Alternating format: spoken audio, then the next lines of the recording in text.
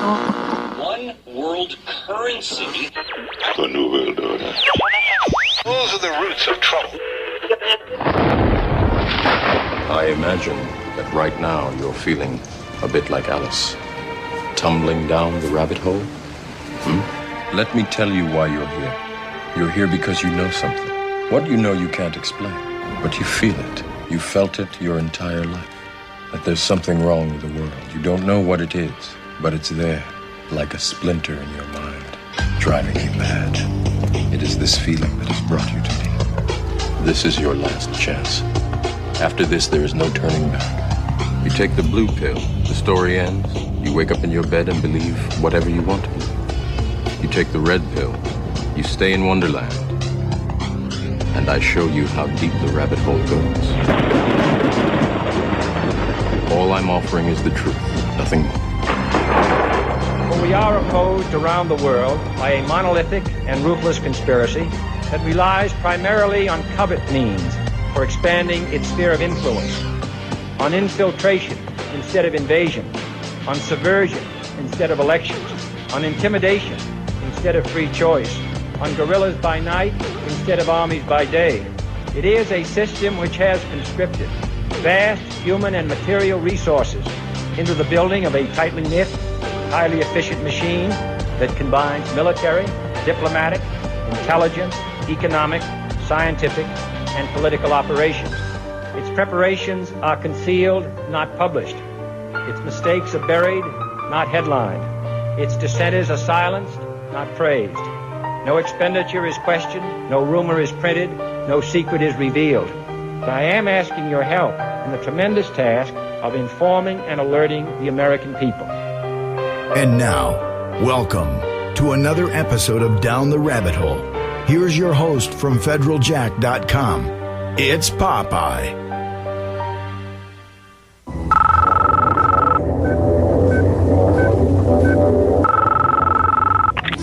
I know you're out there. I can feel you now. I know that you're afraid. You're afraid of us. You're afraid of change. I don't know the future. I didn't come here to tell you how this is going to end. I came here to tell you how it's going to begin. I'm going to show these people what you don't want them to see. I'm going to show them a world without you. A world without rules and controls, without borders or boundaries. A world where anything is possible. Where we go from there is a choice I leave to you. Ladies and gentlemen, welcome to tonight's live edition. It is October 3rd, 2012, the Wednesday edition of Down the Rabbit Hole, and I have a jammed show for you. Just jam-packed because, as normal, I have guests coming up the next couple days. So tonight I'm going to be jamming in a bunch of different subjects, playing a little bit of some audio for you guys, tearing apart a few things for you. So I want to get right into it. But first, before I get into it, I want to go over a few things. One, make sure you check out the show on Friday. I have Freeman coming on. He's going to be my guest for 2 hours from 10 to midnight. You can check it out. I think his website is freeman.tv, if I remember correctly. He's just, in my opinion, he's one of the utmost experts on mind control and the whole Project Monarch, controlling of the, like the Disney kids as an example, and how that's used to steer society and stuff. Freeman really knows his stuff, so I'm super, super excited to be getting him on the broadcast with us on Friday. So I'm looking forward to that. On to other things before we get into the heavy topics for this evening. As many of you have noticed, if you go to the federaljack.com website and you go to my Listen Live page, you'll notice the chat page has changed a little bit. There's a different player up there, and then below it there's a image that says Listen Live. Now I'm going to explain both of those really quick. As you know, our IT department, Tim and another guy that works for us, you guys might have seen him in the chat before. He goes by the name Joe Cowboy. And Joe, not Joe Joseph, but Joe Cowboy and Tim have been working very diligently behind the scenes putting together the new website, getting things together. And I'm going to go over a few things on the new things about the website really quick, which you guys might not have noticed, but I'll tell you about so that the listeners know. First, if you go to my chat page right now on Federal Jack, and you'll see it's the Listen Live page, and there's a little chat window, and then, like I said, the player, and below it there's a picture that says Listen Live. Well, if you click the picture that says Listen Live, it opens up the Flash player, the same one that you see embedded in the page, but it opens up in a pop-up window. So if you don't want to chat, but you want to cruise the internet but still listen to the broadcast or the network, you can just click the Listen Live button, and it'll open it up, and it's a podcast. It opens up in a pop-up, I should say. Now, let me explain a little bit about the new Flash player, because people might not know all the little different things that are on here. So I want to go over a few things. First, right off the bat, you'll see up at the top, it says Shoutcast Stream and Orion Stream. Now, they're both the same stream, but one is the Shoutcast player that you remember we used to have two different options where it was the Shoutcast player and the Flash player. Well, now the stream that the Flash player played is the one that says Orion Stream, and the Shoutcast Stream, which was the other player, is now the one that says Shoutcast Stream. So you still have two different listening options, but it's all consolidated into one nice, clean player for you. You can see there's volume control, there's a mute, and then here comes the coolest part, at least in my opinion. You'll notice it's set up kind of like the old player used to, where it says what's coming on next, what's playing now, and what was just on. Well, now you'll see banners for each of those shows and the host. And if you take your mouse and you click on any of the banners, it brings you to the corresponding chat page or website for that host, that person. If you want to go to Orion's main page, if you don't want to, open up a separate tab and type in OrionTalkRadio.com, you just want to go right there from Federal Jack. Just click right on the banner. Boom, right to Orion's front page. Brings you right to the front page of the website. Really neat. And also what you'll notice, there's a volume level, kind of little equalizer that lets you know, shows you a visual of your volume level next to whatever show is playing live. And you'll also notice up on top it says time left, on air, and it'll say time left and then how much time to the show is left, and it'll say on air, in my case 10 p.m. to 12 a.m. EST, and then it'll say show, and the title of the show will scroll across. So I want to give Joe Cowboy a big shout out and Tim a big shout out for the work that they've been doing behind the scenes.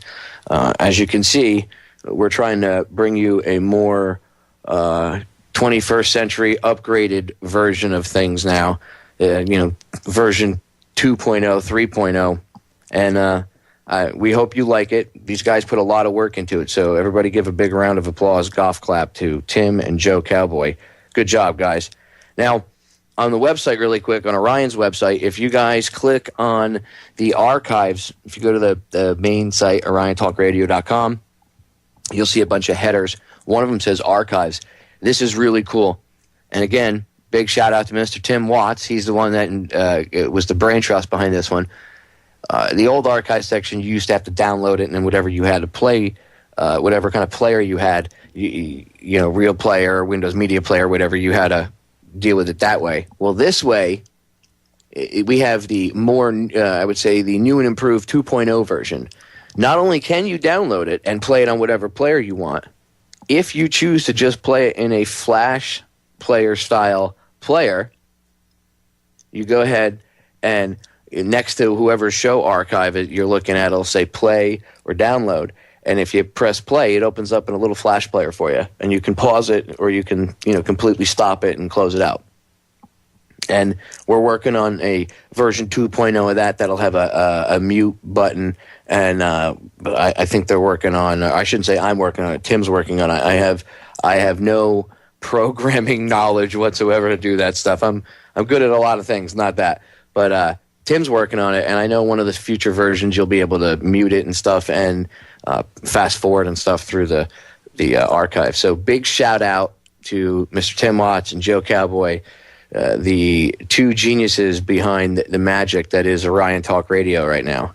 Make sure you guys take out some time from your day and go check out all the new stuff on the site. Again, if you can't listen to the show live, and I know I put up the 128K archive on YouTube with a corresponding video, and I always put it in my archive page. But if you guys want to download it, 32K, still clean, sounds really good.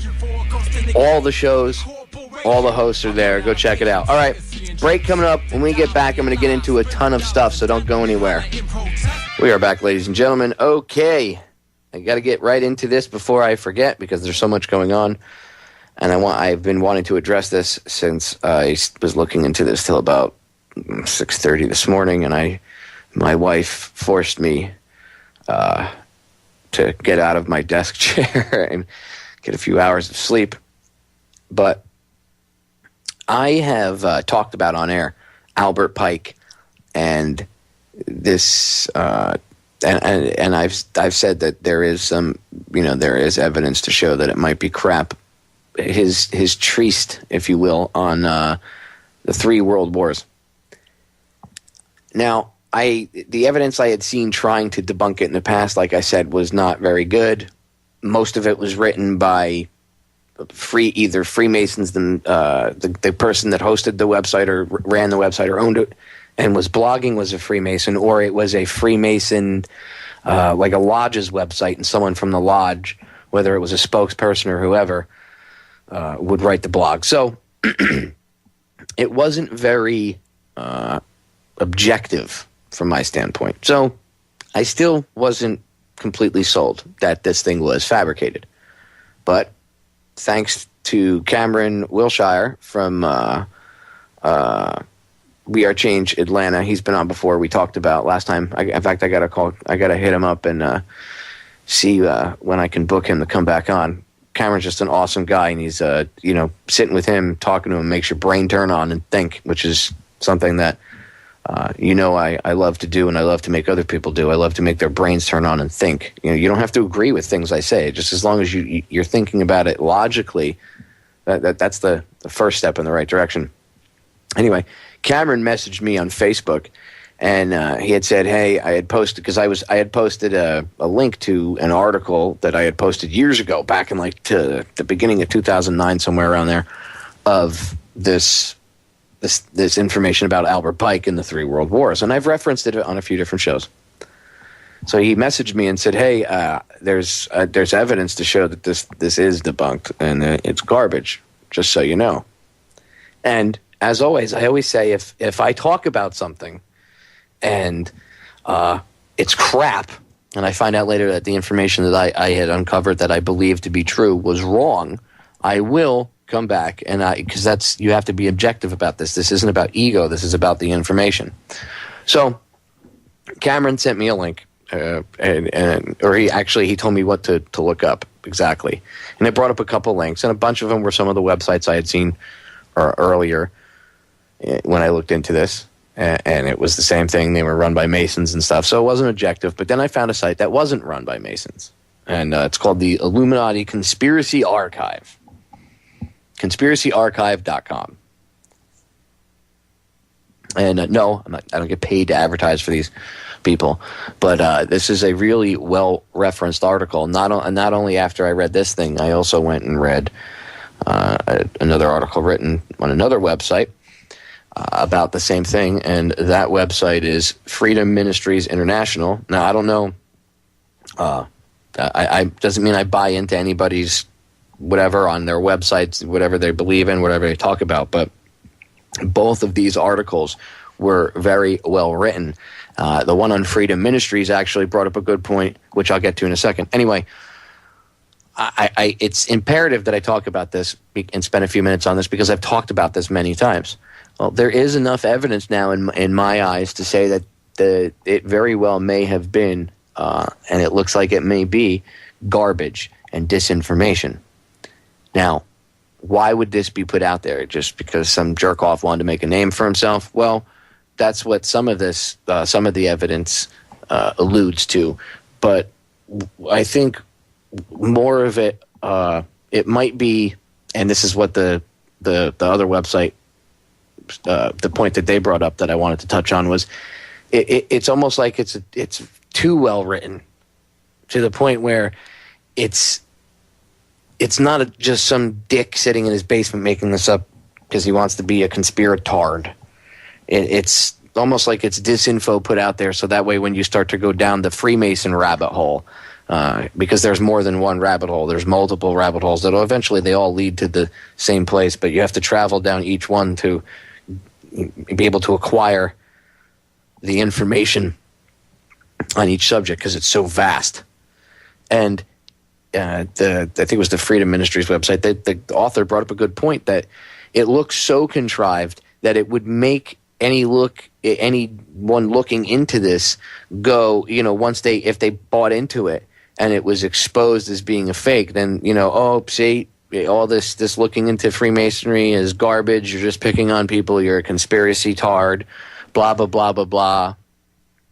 So there is enough evidence to say that the Trieste, or whatever you want to call it, of Albert Pike and his 3 world wars is fake and garbage. Now, I'm still kind of on the fence either way, but if I'm going to come out on my broadcast 4 days a week here and talk to you guys and give you information, I have to be honest with you. I can't, oh my God, there's proof Albert Pike and the Masons wrote about it. Yes, Albert Pike was a very evil man, but if there is no evidence to connect him with this and it is fake, then I do have to talk about it, even if I don't like it. You know what I mean? I can't have an emotional attachment to the evidence.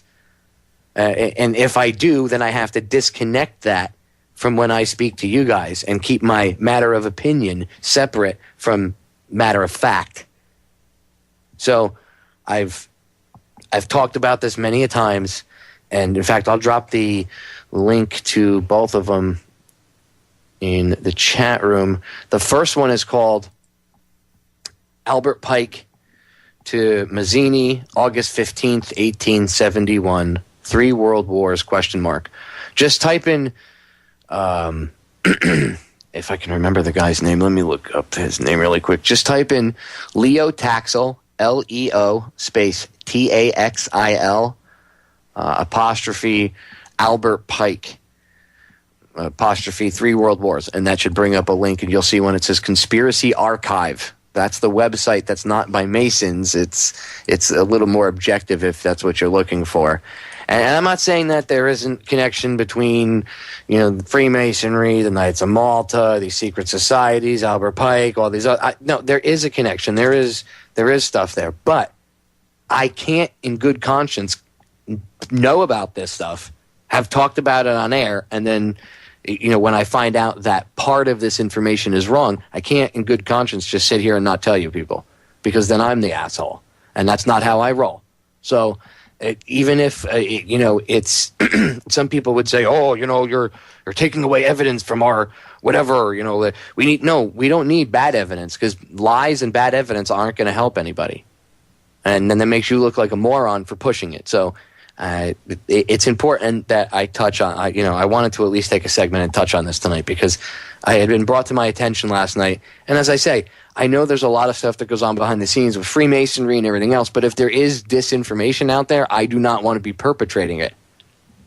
Now, just so everybody knows, and everybody hears this, and they will on the YouTube archive once it's up, I'm removing the picture with the link to the article from Facebook, and I'm going to edit I'm going to leave the old article up, but I'm going to leave it up as an archive, and I'm going to put an editorial in the front, explaining the evidence, what I've seen, and I'm going to repost the Conspiracy Archive article showing how it's false, and then put links and cross-link everything together so that people can see and they can at least compare the two. So I can turn it I can still turn a sour apple into a silver lining and still use this to educate people.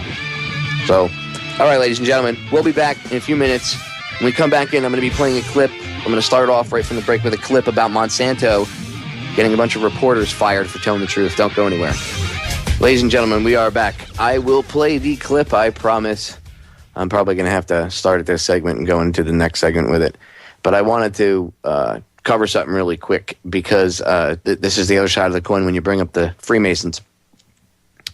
I saw it in the chat. Somebody had mentioned the Freemasons, and I thought this was something that did need to be covered. The Freemasons themselves, Freemasonry, is not a horrible, evil thing. It is also not the same thing as it was a couple hundred years ago. Things do evolve and change, but it was hijacked by a group of individuals who used it to cover themselves. Now, Christopher Everard and I have talked about this. It's like a secret society inside of a secret society.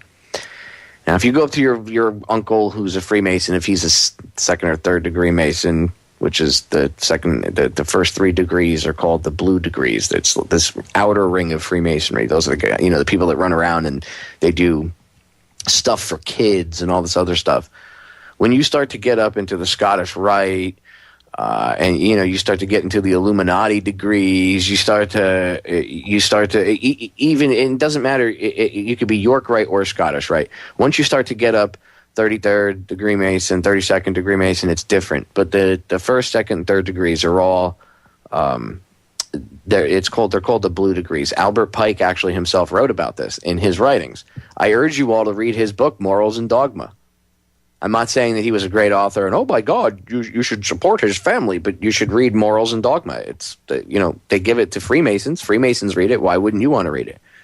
I don't think you should go out and start talking about something that you don't know about. I know a lot of people that talk crap about the Masons, and they're like, oh, Masons are evil because I saw a conspiracy documentary that said Freemasons were bad guys. It's not that simple. Okay, and to try to put it into that little simple category, first of all, that confuses a lot of people. Second of all, it does a disservice because when someone goes to engage someone in conversation about this, they look like a putz because somebody who is in the know will dominate them. And if you try to take on one of these people who are one of these controlling schmucks and you try to confront them and you're like, you're a Freemason, blah, you're going to get dominated. Right? You will get dominated and you will look like an a-hole. All right? You must know, if you're going to know who your quote-unquote enemy is, you must understand who they really are. So no, not all Freemasons are bad. And the blue degrees, the people that go out and raise money for sick kids and stuff like that, they have no clue about the Illuminati degrees and the reality of Lucifer and all this other stuff. They might be told a little bit of things here or there, just like any people on the lower end of the food chain in an organization to keep them complacent. But it's a need-to-know basis, compartmentalization. They don't need to know what the higher-ups know. Pike said that there was an inner degree of Masonry that the other Masons had no clue about, this hierarchical, I can't say the word, hierarchical, I think that's how you pronounce it, structure. And someone's going to tell me, Papa, you pronounced that word wrong. Whatever. I'm from New Jersey and I got a public high school education. I do my best, damn it. Anyway, not many people know about this structure. Not even the Masons themselves, a lot of them don't know about it. I have a family member who is a Mason. Actually, I have a couple family members that are Freemasons. Oh, God, Papa's part of the conspiracy. Just admitted it. No, they have no clue about any of this. In fact, when I've talked to them about some of this stuff, they look at me like I have 6 heads and I'm from Pluto. They're like, are you insane? You can't possibly believe this stuff. When I talk to, I've had to have this conversation with them, and I try to explain things to them, and it's not easy. It's not easy because, of course, they have their own beliefs about Freemasonry, whatever. But again, they don't want to believe that there's, some sort of inner cabal conspiracy that's too weird and it sounds crazy, even to them. So no, they don't know about it. No, they're not hiding it. Yes, they do take an oath, and they do what is it? The mock execution of Hiram Abiff or whatever. Whatever. The story of Hiram Abiff, from my research, is actually Hiram Abiff wasn't even a real guy. It's an allegory. But that's besides the point. I don't want to get too sidetracked. The point is, it's not as cut and dry as Freemasonry is. All Freemasons are bad. Blah blah blah blah blah. It's not like that. It's a compartmentalized thing. You have to do your research on it to understand what I'm talking about. Yes, it all is connected through the Knights of Malta. to Rome and the Pope and other things and the Vatican. I mean, I could sit and go on for hours about this. I have a lot of other stuff that I want to go over, and this wasn't even on the agenda tonight, but I felt that I needed to dedicate a few minutes to it because I brought up Freemasons and Albert Pike and everything, and whenever you do that, people have a tendency to sometimes misconstrue what you say. And by the way, to the chatter who brought it up, I'm not actually directing this at you. I'm actually glad you did bring it up because I forget to cover this sometimes, and this is an important point. So thank you for making me remember to bring this side of the coin up. Again, they're not all bad. Do yourself a favor and educate yourself about things. And when you refer to the terms of Satanism and Lucifer and everything else, again, you should go read what Albert Pike wrote about the difference between Luciferians and Satanists and his feelings on it, and what they consider Lucifer to actually be. It's why it's not easy enough to put into terms of, oh, these guys believe in Lucifer. Oh, well, Jesus Christ will save us. It's not that simple. It's not that easy. You have to actually remove what you know about religion from your random access memory, your RAM. Put it, store it somewhere in a hard drive, but remove it from your RAM while you're trying to digest this and process this, because otherwise your dogma will get in the way and it'll say, no. It doesn't matter what you believe. Remember, this isn't about what you believe. I'm not making fun of anybody's beliefs, anyone's religion. That's not where I'm going with this. But it's not about what you believe at all. And if you always look at things from that standpoint, you're never going to educate yourself, and you're going to pigeonhole yourself, and you're only going to allow yourself to go so far. And I'm not atheist. It's not that, Popeye doesn't believe in God. No. I do believe that there is some creative force. I do believe, you could call me spiritual, whatever hell it is. I just don't buy into any one mainstream religion. I think they're all there to control people because they never actually get you in touch with. It's like politicians. They don't solve any problems. They never bring you any solutions. Well, neither does any mainstream religion. Not unless you can, put money in the thing or beg to a certain man or kiss his ring or whatever the case may be. And I don't. That's just it's my opinion based off of what my research is. Doesn't mean that I don't believe in God or anything. So it's not like that. I'm not bashing anyone's religion, because I get those emails too. I heard your show about this, and I thought you were kind of bashing God. No, I believe there's some sort of creative force. I would be an arrogant, ignorant putz to believe otherwise. But do I believe that we know what it is, and I've got it narrowed down, and I have the answers to life because I read it in a book, and because some guy told me in a wooden church when I was a kid, or in a mosque, or in what the hell's the thing, temple, or whatever the hell you go to, or wherever you pray, on the grass, to the sun, to the moon, to whatever, pixies in the woods at night. It's regardless of what you pray to. I don't think we've got it narrowed down at all. And I think it's because we've all been led down the wrong path and we haven't been told the simple truth of things. And that's why we're so pushed down as humanity. That's why we're coming up, again, I say it all the time, to this evolution of change, this evolution in the way of thinking. It's an evolution, not a revolution. They want the powers that be, the controllers, they want to pigeonhole it into that, revolution, arms, guns, FEMA camps, death, shooting, because they can control that. They don't want an evolution of the mind where none of that even has to occur. That scares the hell out of them. I hope you all realize that you evolving, you taking part in this by opening your mind is what scares the hell out of them. Look at all these new terrorist reports, these things that are coming out. What you could be a terrorist if. It's like Jeff Foxworthy's you might be a redneck if. The DHS is you might be a terrorist if. You believe in free speech. Oh, you might be a terrorist if. You know what the Constitution says. And the best part is this Army guide that came out, it says that if you talk, like the thing that under like you're going to take action and people should really worry is something like you have like hatred for the Constitution or something to that effect, like avowed hatred for the Constitution or something. And that's listed under, oh my God, they're going to take action, for being a terrorist. The only people I see here with an avowed hatred to the Constitution are the people that are in control and who, quote unquote, take the oath to protect the Constitution. I'm not talking about the military. I'm talking about the scumbag Congress, the scumbag president, the scumbag people in his scumbag cabinet. Yeah. You scumbags. And the people in the administration before them and before them and before them. The powers that shouldn't be. So I guess, according to the Army, you guys are terrorists. Go get them, U.S. Army. You know where they are. We'll be right back. All right, as promised, switching gears, here is the Monsanto clip I was talking about. Monsanto gets 2 Fox News reporters fired from their jobs. Now, the clip's about 10 minutes and 20 seconds long, so it's going to take up most of the last segment here, but I want you guys to hear the audio. I will leave it to play uninterrupted, I promise. Here we go. Monsanto gets 2 Fox News reporters fired for actually doing their job and investigating something and reporting factual evidence. God forbid they do what they're supposed to do.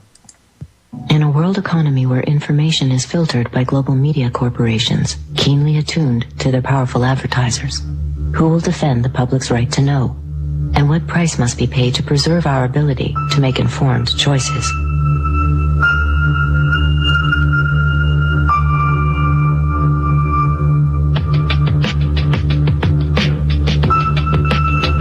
What Fox Television told us was that we were just the people to be the investigators. Do any stories you want, ask tough questions, and get answers. So we thought, this is great. This is a dream job. Fantastic. The very first thing they had us do was not to research stories, but to shoot this promo, which was The Investigators. Uncovering the truth, getting results, protecting you. And they had a film crew and a smoke machine, and we were silhouetted. Investigative reporter Steve. One of the first stories that Jane came up with was the revelation that most of the milk in the state of Florida and throughout much of the country was adulterated with the effects of bovine growth hormone, the artificial hormone that farmers were injecting into their cows so that they would produce more milk. With Monsanto, I didn't realize how effectively a corporation could work to get something on the marketplace. The levels of coordination they had to have. They had to get university professors into the fold. They had to get experts into the fold. They had to get reporters into the fold. They had to get the public into the fold. And of course the FDA, let's not leave them out. They had to get the federal regulators convinced that this was a fine and safe product to get it onto the marketplace. And they did that. They did that very, very well. It's a great time to be a high-producing cow. Ozilak One Step, bovine somatotropin by Monsanto. The federal government basically rubber-stamped it before they put it on the marketplace. The longest test they did for human toxicity was 90 days on 30 rats. Ozilak is the single most tested new product in history and is now available to you specifically so you can increase your profit potential. And then either Monsanto misreported the results to the FDA, or the FDA didn't bother to look in depth at Monsanto's own studies. The scientists within Health Canada looked very carefully at bovine growth hormone and came to very different conclusions than the Food and Drug Administration in the U.S. did. Monsanto's engineered growth hormone did not comply with safety requirements. It could be absorbed by the body and therefore did have implications for human health. Mysteriously, that conclusion was deleted from the final published version of their report. They knew there were problems. They saw serious potential human health problems, and they stood up in Canada and said, we're not going to approve this because we don't believe it's safe. We have been pressured and coerced to pass drugs of questionable safety, including the RBST. I personally was very concerned that there's a very serious problem of secrecy, conspiracy, and things of that nature, and something needs to be done. The FDA was then on the hot seat. They had to come up with an answer. They didn't come up with a good one, and they never took the opportunity then. I mean, what would they do? Pull it off the market and say we need to now do the job that we didn't do the first time? They didn't do that. We wrote the story. We had it ready a week beforehand. They bought ads. Farmers in the milk industry say it's safe, but studies suggest a link to cancer. Don't miss this special report from the investigator. That Friday night before the Monday this series was to begin, the fax machine spit out a letter from this very high-priced lawyer in New York that Monsanto had hired. It contained a lot of things that were just off-the-wall false, just demonstrably false. But if you didn't know the story and you didn't know how we had gone about producing it, would have scared you as a broadcaster, as a manager. And they decided that they would pull the story and they would just check it one more time. But the bottom line was that there was no factual errors in that story. Both sides had been heard from. Both sides had had an opportunity to speak. 1 week later, Monsanto sent the second letter, and this was even more strongly worded. And it said there will be dire consequences for Fox News if the story airs in Florida. And this time they freaked. They were afraid of being sued, and they were also afraid of losing advertising dollars at all of the stations owned by Rupert Murdoch, and he owned more television stations than any other group in America. And that's 22 television stations. That's a lot of advertising dollars for Roundup, aspartame, NutraSweet, and other products. So we got into a battle, and the first deal was the new general manager. And his name's Dave. And Dave is a salesman, and, you know, he'd pump your hand. How you doing? How you doing? Called us upstairs to his office, and he said, what would you say if I killed this piece? What if it never ran? And we said, well, you know, we wouldn't be very happy about that. And he said, well, I could kill it, you know. And we said, yes, of course, you're the manager. You could kill it. It would never air. And he's hemming and he's hawing and he's back and he's forth. And we couldn't figure out, what is this all about? And finally he blurted out, look, would you tell anybody? You know, I said, I'm not going to lie for you. About a week later, calls us back to the office and says, okay, we'd like you to make these changes. In fact, you will make these changes. We said, well, look, let us show you the research that we have that shows that this information you want us to broadcast isn't true. To which he replies, I don't care about that. I said, pardon me? And he said, well, that's what I have lawyers for. Just write it the way the lawyers want it written. I said, you know, this is news. This is important. This is stuff people need to know. And I'll never forget, he didn't pause a beat, and he said, we just paid $3 billion for these television stations. We'll tell you what the news is. The news is what we say it is.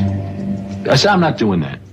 And he said, well, if you refuse to present the story the way we think it should be presented, you'll be fired for insubordination. I said, I will go to the Federal Communications Commission and I will report that I was fired from my job by you, the licensee of these public airwaves, because I refused to lie to people on the air. And it's thank you very much. You'll hear from us right away. Well, 24 hours came and went and we didn't hear a thing. And about a week later, he calls us back, and now we've changed strategies. How about if we pay you some money and you just go away? And I said, how much money? Because, you know, when somebody offers to bribe you like that, I always want to know if it might be worth it. He was going to offer us the rest of our year's salary if we agreed not to talk about what Monsanto had done, to not talk about the Fox corporate response in suppressing the story, and to not talk about the story. Not talk about BGH again, anywhere. Not take the story to, and he said, are you going to sign? And we said, nah, Dave, we're not going to sign that. And he said, well, send it back, okay? I said, no, Dave, we're not going to send that back. It was, okay, we can't buy you out. We can't shut you up. Let's get the story on the air in a way that we can all agree it will go on the air. And we started rewriting and editing with their lawyers. Well, during this 8-month re-review process, I say, jokingly, they did things like, for example, they wanted to take out the word cancer. You don't have to identify what the potential problem is. Just say human health implications. Any criticism of Monsanto or its product, they either removed it or minimized it. And it was very, very clear, I would say, almost every edit they made to the piece, that was the aim. And we changed this and this and this, and then that wasn't good enough. Okay, now change this and this and this. Now change this and this. Version after version after version, 83 times. 83 times is unheard of. It doesn't happen. You shouldn't have to rewrite something 83 times. Obviously, they didn't want to put the thing on the air, and they were trying to drive us crazy and get us to quit or wait until the first window in our contract so that they could fire us. They, in effect, announced that they were going to fire us for no cause. Well, this was a little much. And Steve wrote a letter to the lawyer in Atlanta, whose name is Carolyn Forrest, the Fox corporate lawyer. And I said, you know, this isn't about being fired for no cause. You're firing us because we refused to put on the air something that we knew and demonstrated to be false and misleading. That's what this is about. And because we put up a fight, because we stood up to this big corporation, and we stood up to your editors, and we stood up to your lawyers, and we said to you, look, there ought to be a principle higher than just making money. And she wrote a letter back and said, you are right. That's exactly what it was. You stood up to us on this story, and that's why we're letting you go. Big mistake. Big mistake. That says retaliation. You can't retaliate against employees if they're standing up for something that they believe is illegal, that they don't want to participate in. So that gave us the whistleblower status that we needed in the state of Florida to file a whistleblower claim against our employer. What Fox neglected to report is this. Jane sued Fox under Florida's whistleblower statute, which protects those who try to prevent others from breaking the law. But her appeal court judges found that falsifying news isn't actually against the law. So they denied Jane her whistleblower status, overturned the case, and withdrew her $425,000 award. Canada and Europe have upheld the ban on RBGH, yet it remains hidden in much of the milk supply of the United States. Yummy. Yummy, yummy, yummy, yummy, yummy. Monsanto, ladies and gentlemen. Still think GMOs are not that big of a deal? Still think, oh, there's not a big deal. Right. Do your research. And as you can see, the news media, pathetic. All right, we're going to break. Hour 1 up, hour 2 coming up. Don't go anywhere. Ladies and gentlemen, we are back with hour number 2 here on tonight's live edition of Down the Rabbit Hole. It is Wednesday, October 3rd, 2012. I am your host, Popeye, from federaljack.com. And just in case you guys don't know, when I say from federaljack.com, that means I do have a website called federaljack.com. And it is just loaded with tons of things. There are articles. There's a chat page for the show there. You can listen live. I have a archive section with links to the commercial-free YouTube archive version of my broadcast. There's links to Orion, where if you go to oriontalkradio.com, you can go to the archive section and pull the 32K archive of my show. There's ebooks, a video section, a truth movie section, thousands and thousands of articles, and more. So just go check it out. I do put a lot of stuff up there. There are a couple, sometimes I might be slammed because I do everything by myself, so I do not have a crew. If anyone is interested in writing articles for me, I do have a few people that do freelance work, and they submit articles for me to publish for them. So you can reach me at contact, the full word contact, Delta Tango Romeo Hotel. That's contact DTRH at yahoo.com. And if I don't email you back right away, I will get back to you as soon as I can. I've had some people, interested in writing, but they want to get paid and stuff for it. I don't have a ton of money. We're not. We're not. Well, me and my 2 IT guys, we're not rich. We don't get paid by this at all. We don't make any money. Any donations that we get goes to getting DVDs or making the flyers that we give out and stuff like that. And anything that's left over, it helps with the operational cost of the website. And we try to we try to return it by putting up more stuff for free. Sorry, ladies and gentlemen, my throat is jacked up tonight. They've been spraying for like 2 days down here. So anyway, you can go check out the website. It's there, archives, whatever. Check it out. Spread it all over the place. I appreciate it. And I'm not asking, by the way, when I brought up the donation thing, I wasn't asking for donations. But it's on the front page, so it does need to be mentioned. If someone says, well, you have a donation thing there. Yeah, anything that I do get is used back, but I'm not asking you for anything, so don't take it that way. Anyway, the reason I advertise the site is because a lot of times I forget to mention it because I get into news clips, I get into videos, and I always completely forget to bring up my own website. So please go check it out. I do spend a lot of time on it.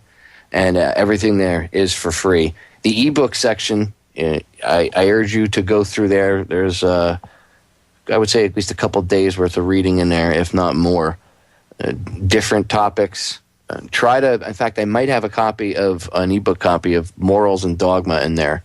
If I do, rip it so you could at least read it and get an idea. And again, when I tell you to read books and I tell you to get books and stuff, it's not because I'm urging you to believe every written word in the book.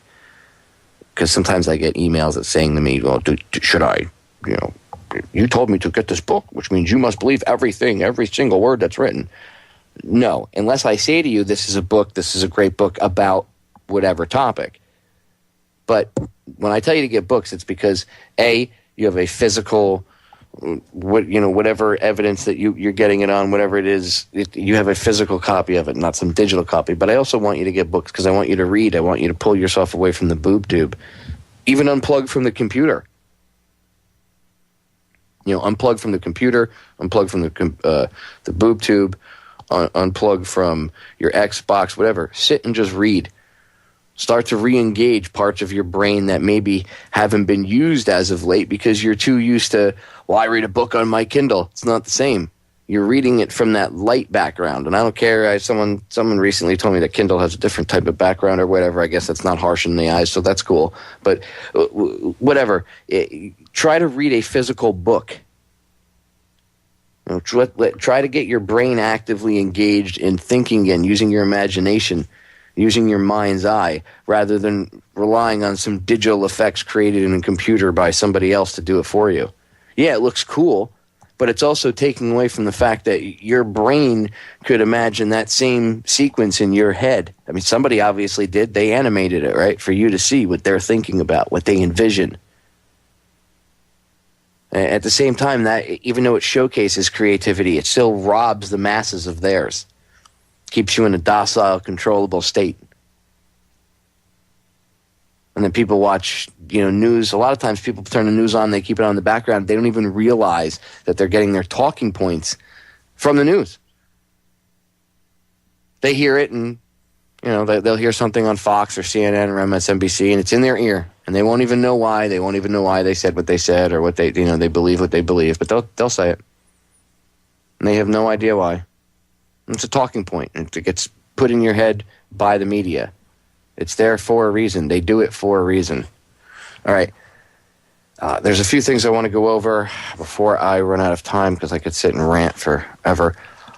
Really quick, and just in case anybody doesn't know, Turkey apparently is now firing into Syria in response to, quote-unquote, getting shelled today from Syria. And, of course, NATO, we back, Turkey because they're a NATO ally. To me, this reeks of crap. Who took responsibility for shelling? Oh, of course, it's got to be the Syrian military, right? It couldn't be one of these rebel groups firing over. That's Al-Qaeda, right?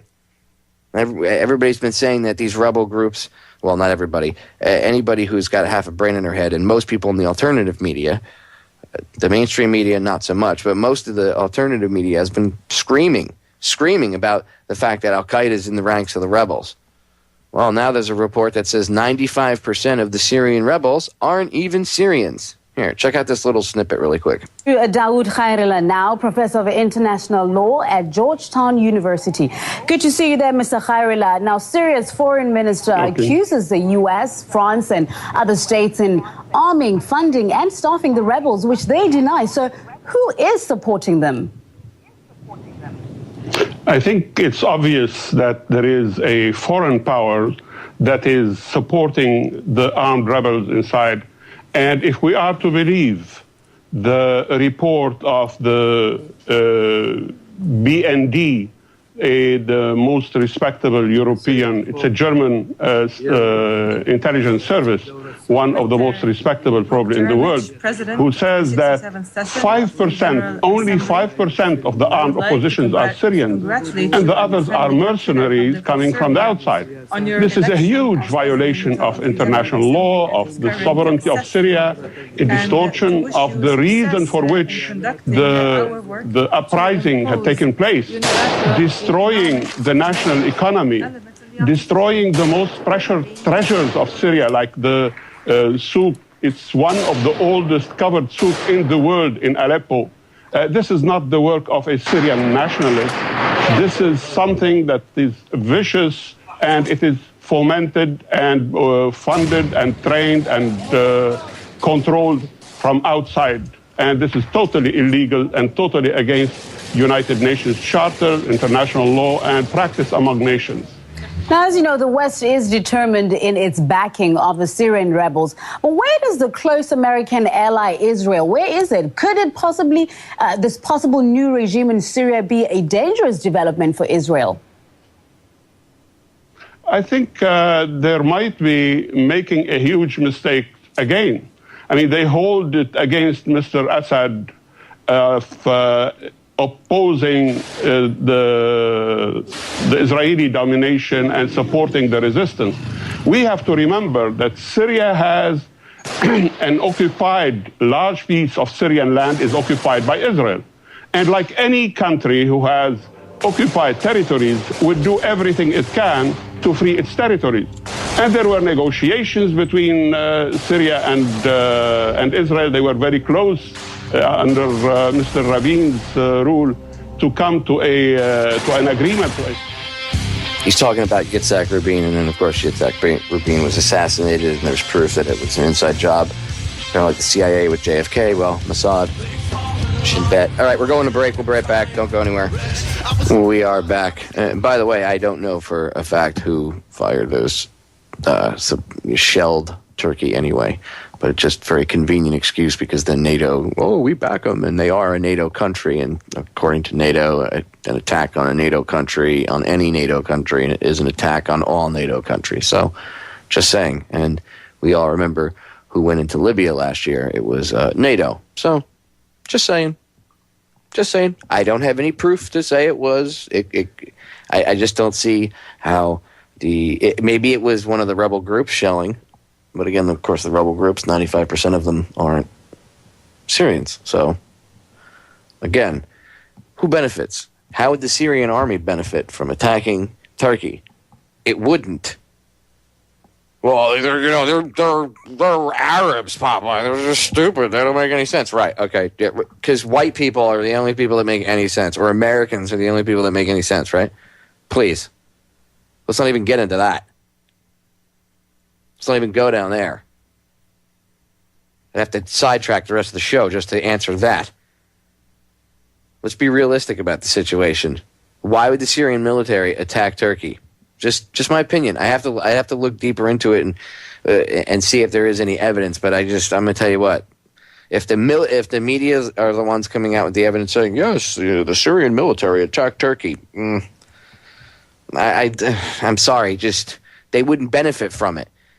It's like how does a ragtag group of individuals, 19 guys with box cutters, right? So representing not a much larger group because there wasn't that many quote unquote Al-Qaeda, right?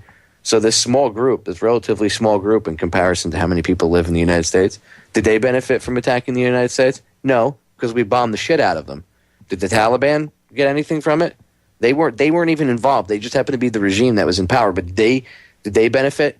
For the people that think the Taliban pulled off 9/11, even though they didn't, for the people that think that, did they benefit in any way? No, they didn't. Nobody benefited. You know who benefited? The military-industrial complex and the controlling scumbags. That's who benefited. All right. I want to dovetail this. I want to play a little bit of clip, I want to play the whole thing. I'm going to let you guys hear it. It's a great interview Abby Martin did with Amber Lyon. Let me see if I'm going to have enough time. Yeah, I think I'm just going to have enough time to play most of the clip for you. So I'm going to shut up and stop blabbering and let you hear, because this is like the best clip that Amber Lyon's done about what happened with her situation being censored by CNN. And if you remember, I said that CNN's PR department emailed me about the Glenn Greenwald article that I posted about this. It's the only time I've ever gotten emailed by their PR department, which showed me that they are scared. The U.S. eager to show her explosive documentary, but what she got in return was censorship in her own country. She was told that not only would she have to amend her script post-production, but also that the documentary wouldn't air on CNN International, a network whose audience needed to see it the most. Well, Amber blew the lid off the corrupt media machine. Her truth would call into question a media establishment where censorship is rampant, where censorship can be bought. Now, here to talk about her experience in the current state of journalism today, I'm joined by investigative journalist Amber Lyon. Amber, thanks for coming on. I really appreciate your time. Thank you so much for having me, Abby. It's an honor. I appreciate it.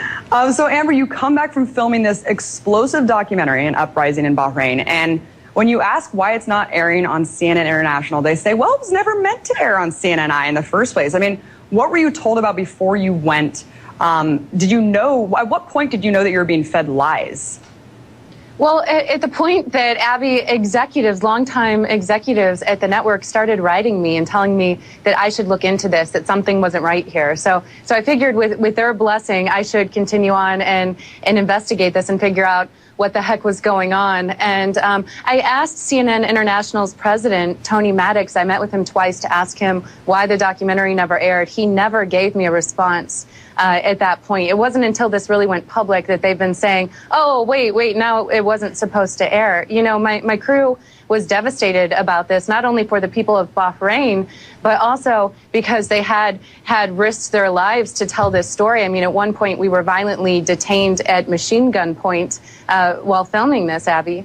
Yeah, I mean, you risk so much to tell the truth and get the story out, and it's censored. I mean, from the very media establishment that's supposed to be providing people with coverage so they can learn about these things, Amber. You know, a lot of people don't know this, but the Bahraini regime has actually undertaken a massive, very well-funded PR campaign to improve its image in the States. What was the connection between this PR campaign and CNNI?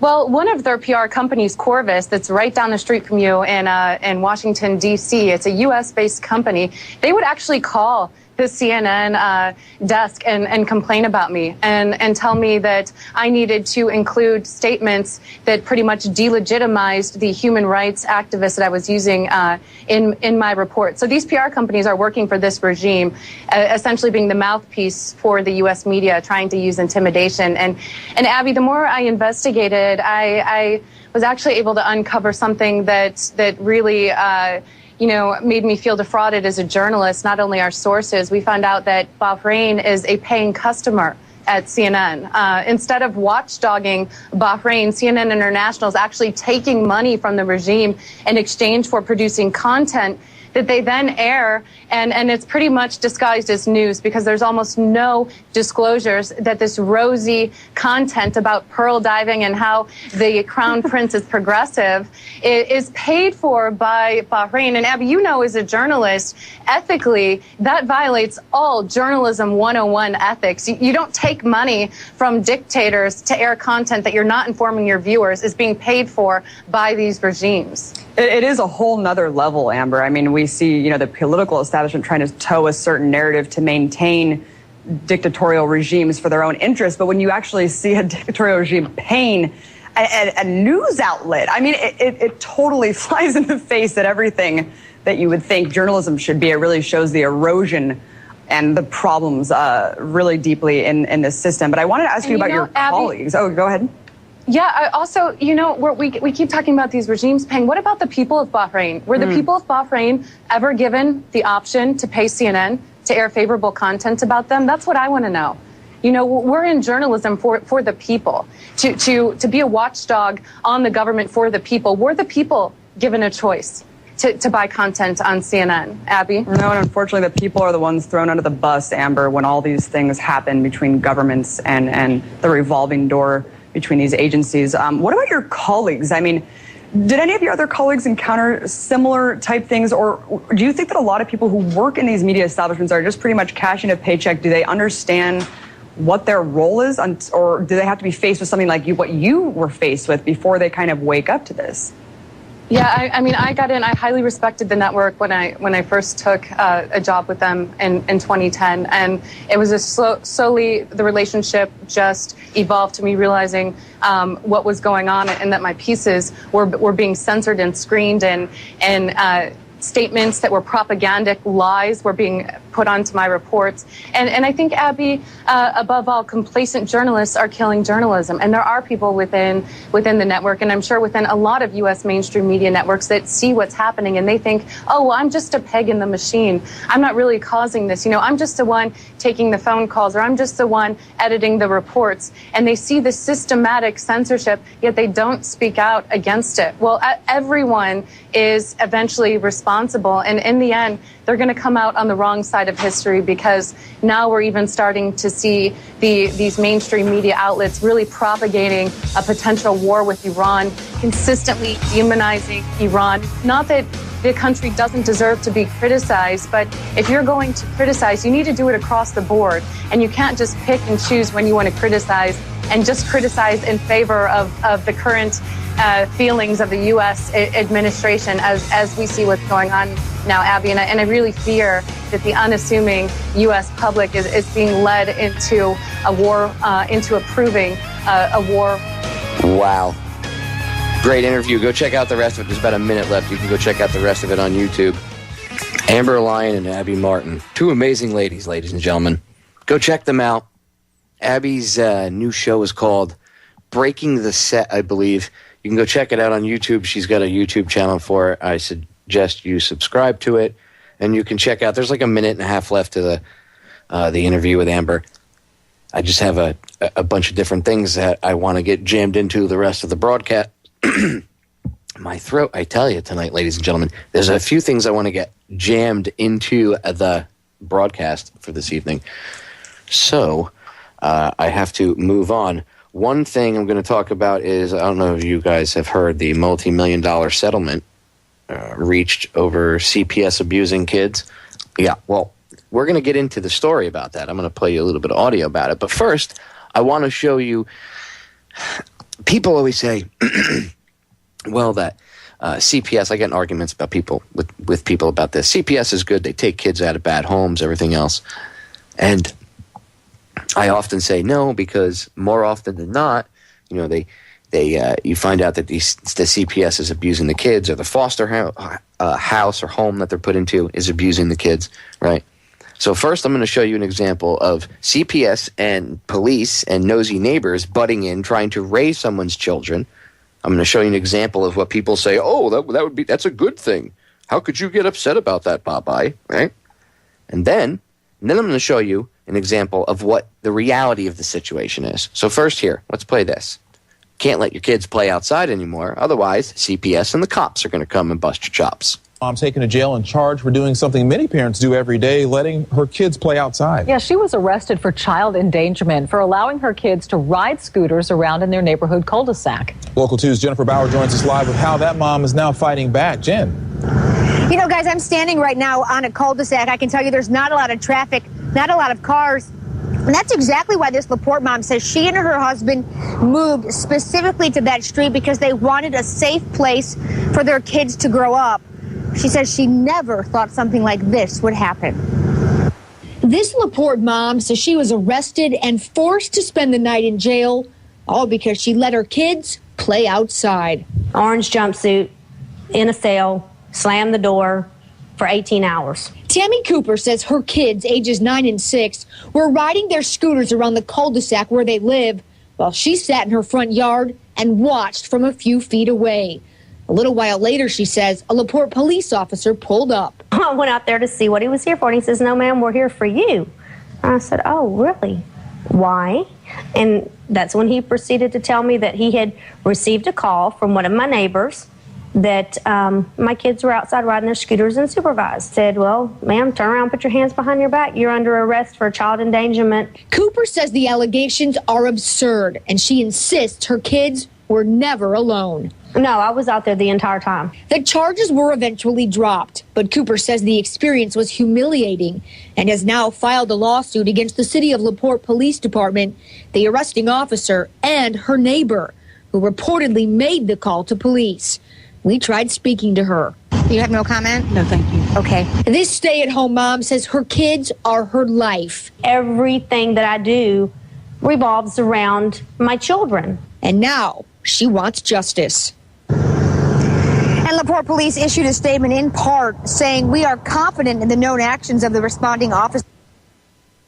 They're confident in the known actions of the responding officer, that he did, everything he was supposed to do. He was proper, blah, blah, blah, blah, blah, And, of course, that this isn't the first time. There's been other episodes of people letting their kids play out in the yard. Neighbor doesn't like it, thinks it's abusive to the child. I mean, I don't know what century the neighbor grew up in. If you're older than, if you're in your 50s or your 60s, you must remember a time when kids could play outside. But see, that's people buying into the fear. You can't go outside anymore. Back when I was a kid, you could go outside, but now there's predators everywhere. Well, then everybody should have a gun, and when you see the child predator, and they're a child predator, and you take them out, if that's the case. If they're everywhere, well, that's Popeye, and then you'd be shoot. What happens if you shoot innocent people? But you're telling me that there's child predators everywhere. So you can't have it both ways. You can't have it where innocent people could get hurt if there's bad people everywhere you go and everywhere you look. You see the insanity? You see the disparity between the two? Doesn't work. Doesn't make any sense. Of course, the people that pump you up on fear don't want you to pay attention and try to make sense of things. Now, here's the other side of the coin. So, say the cops came and arrested her, right? And then CPS comes, we're going to take the kids and we're going to put them in a foster home for right now because we have to protect them. And, whoa, Popeye, that's the right thing to do. Those kids, they could have gotten hurt. Really? Let's see where the real danger was. Was the danger playing outside where their mother was supervising them? Or was the danger in a foster home where they could have ended up because perhaps CPS would have had to step in? Let's look at the second part. Let's look at the foster home. The kids were sexually assaulted, locked into closets, and forced to eat their own vomit, all while in the safekeeping of the state's Child Protective Services. Today, those children, now adults, have settled a multi-million-dollar case with the state. The problem solvers have spent 4 years investigating problems with CPS. Come4's Tracy Vetter is here with the latest on this case. Tracy? The state has agreed to pay the 4 children in this case $5.3 million.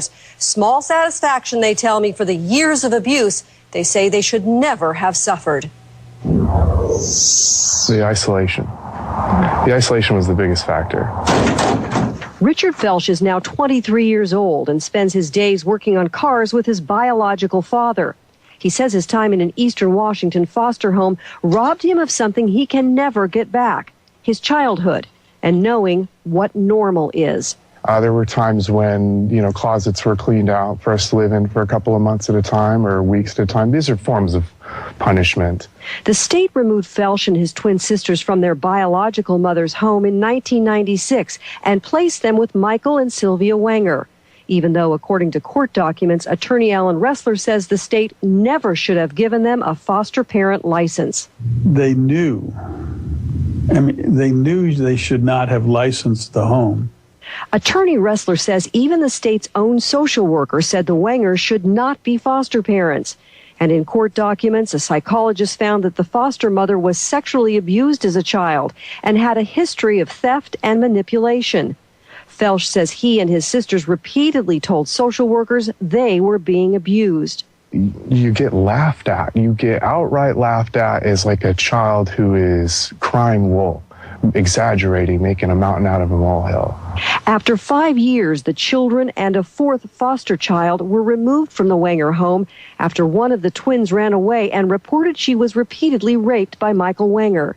He was convicted of child molestation and sentenced to 7 years in prison. And by the way, this guy, if you go on Foxnews' YouTube channel, the title of the video is Multi-Million-Dollar Settlement Reached for Children Tortured While Under CPS Supervision.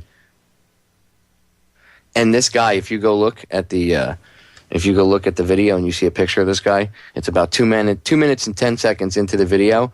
I don't know how they couldn't have known that there was a problem with this guy. If you one look at this guy, you can see it. I don't know. To me, it just screams, warning, warning, danger, Will Robinson, danger. The loonies are running the nut house. Now, Felsch says he wants the state to wake up and start listening to the kids. Well, I feel 100% that the state didn't simply do enough. When they do know something's wrong, they don't do anything about it.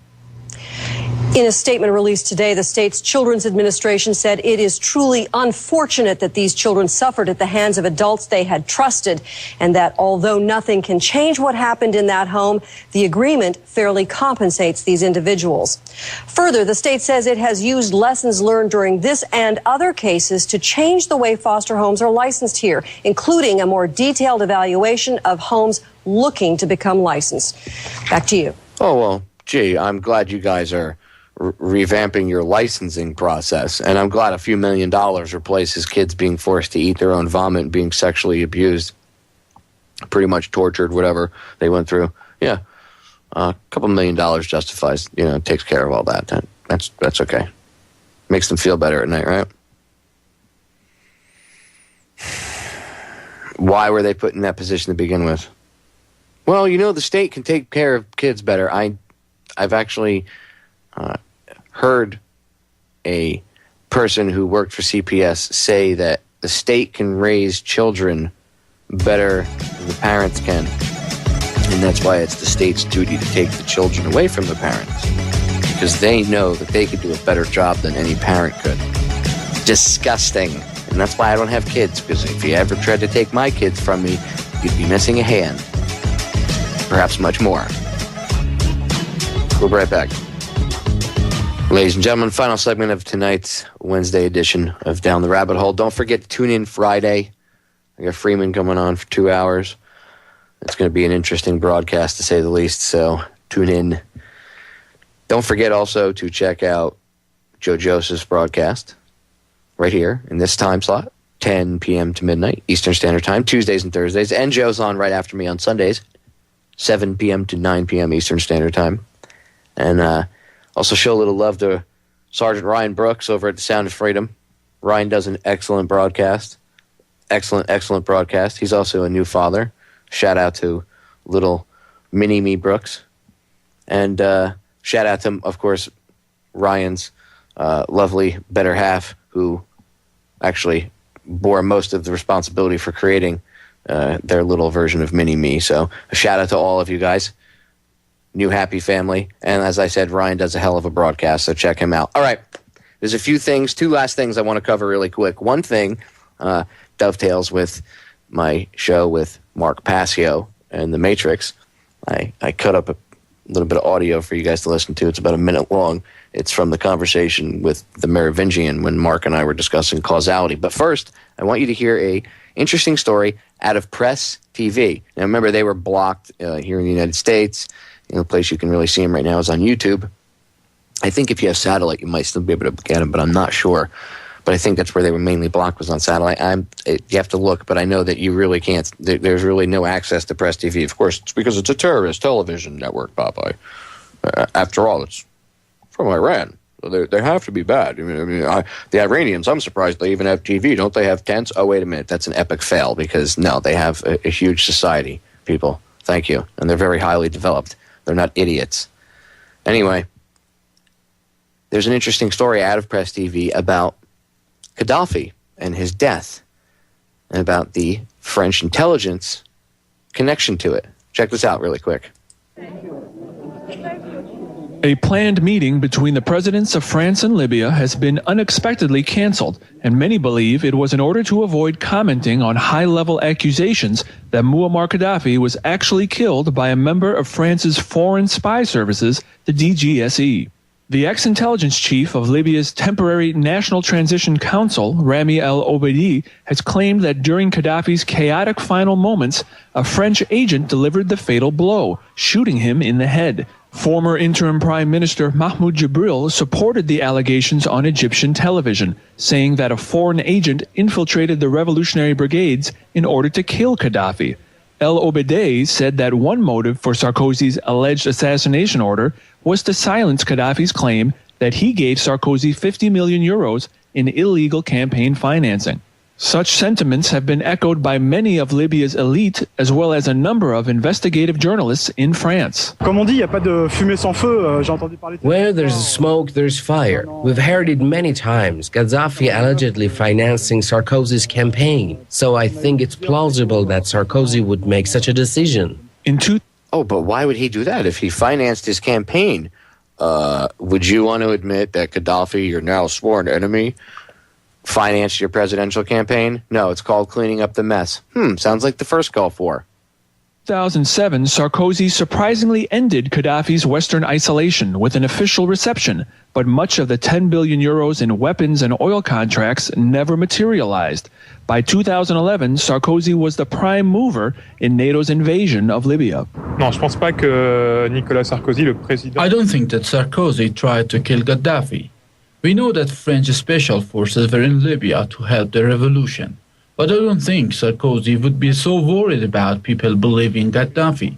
Sarkozy's zeal led to illegally exceeding the UN's no-fly zone resolution with repeated bombing of Gaddafi strongholds, causing widespread civilian casualties. Additionally, France's airlift of 40 tons of weapons to anti-Gaddafi forces drew widespread condemnation for its deliberate disregard of international law. France's interference in Libya's revolution has already had profound consequences. It ended hopes for a diplomatic solution. It flooded the area with weapons, some of which are already destabilizing neighboring Mali. And it may have denied Libya the opportunity to punish Gaddafi in court. Ramin Mazaheri, Press TV, Paris. Oh, look, cleans up a big mess. Just get rid of him. Remember cackling Hillary Clinton? Hitlery Clinton. That's her name. I have to change the lexicon from Hillary to Hitlery. Ugh. Because it's okay to kill people, you know, because, well, Gaddafi was a bad guy, Papa. I mean, I can't believe you're defending him. He was Gaddafi, after all. Pan Am Flight 103. Go do your research on Pan Am Flight 103.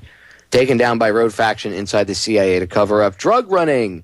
Oh, look, you ever notice how everything seems to dovetail to drug running and drugs and the illegal drug trade? And it all goes back to the intelligence agencies.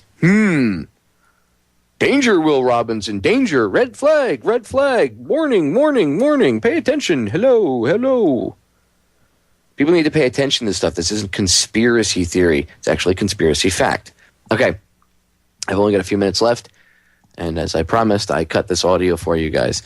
This is the conversation between Morpheus, Neo, and the Merovingian character representing these bloodlines, these Illuminists. That's why they use the term the Merovingian. Go look up the Merovingian bloodline.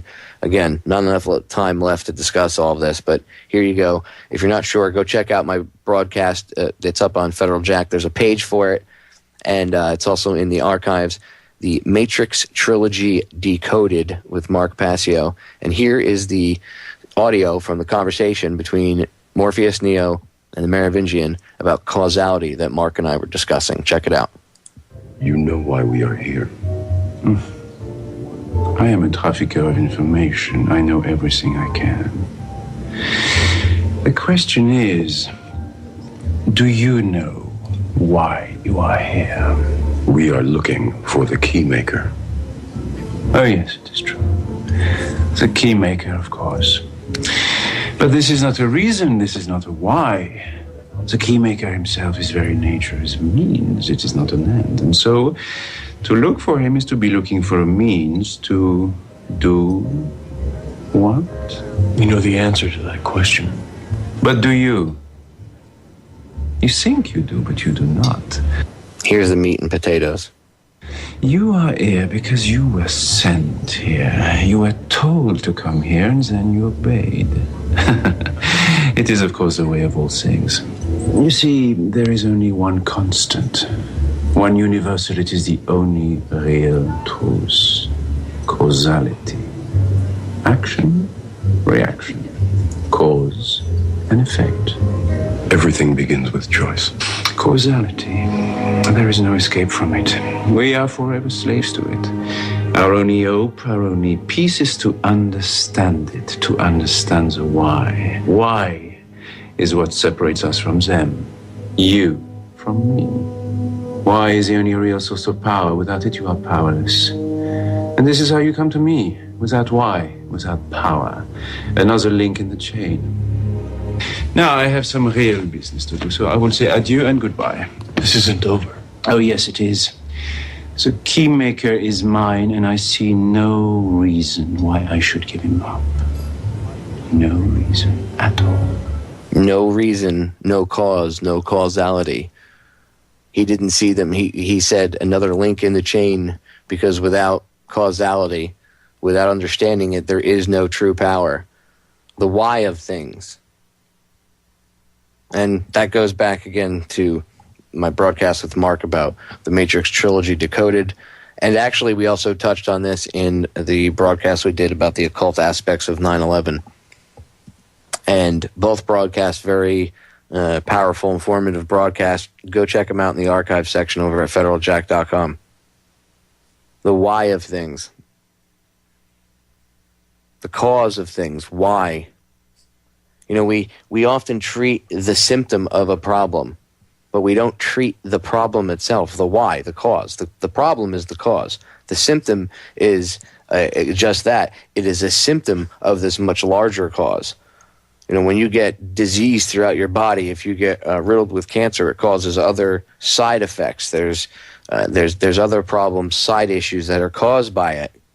Your organs shut down. Things don't work anymore. You start to have all sorts of gross colored liquid oozing out of things. I'm not kidding you. Go out. Dying of cancer is not a pretty thing, but by the way, that was a metaphor. You have to understand the why, the much bigger picture.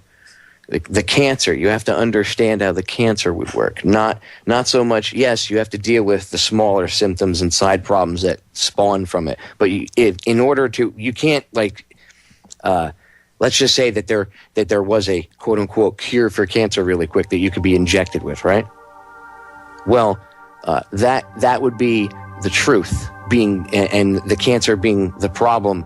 And if you injected this cure in it and it made it go away, then you'd be actually dealing with the problem, the cause, not the symptom of the problem. And so often in our lives, we deal with the symptom, not the actual cause, the problem itself. All right, ladies and gentlemen, we are out of time. This time flies when I try to pack in a ton of info in 2 hours. I'll catch you all again Friday. I'll be back live, 10 p.m. to midnight, Eastern Standard Time.